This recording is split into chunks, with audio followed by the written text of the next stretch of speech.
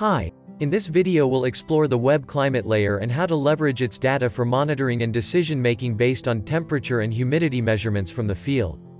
Please note that the layer is enabled for areas only where temperature and humidity sensors have been installed. To see the climate data, click on its icon on the vertical bar, on the right side of the screen. Once clicked, the temperature data is displayed on the map. On the layer, we can see exactly where each sensor is located. Hover over a plot to get its latest received measurement of temperature, humidity and accumulated chill portions. To quickly understand differences in humidity between the plots, click on the humidity icon in the right bar and change the map's display. Again, hovering over a plot gives its latest received readings. To view historical data, just click on the export icon. Choose a period, and press export to get a file with an hourly and daily minimum and maximum values of the temperature and humidity of the chosen plot. To further explore the plot's climate conditions and trends, scroll the card up.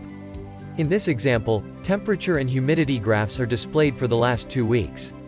Below the graph you can view the minimum and maximum temperatures in a specific day. Hovering on the graphs gives you the hourly average temperature and humidity values for the chosen day. To get a clearer view, turn on or off each graph's display at the right corner of the card. That's it. You're good to grow. For more videos, please visit us at www.phytech.com.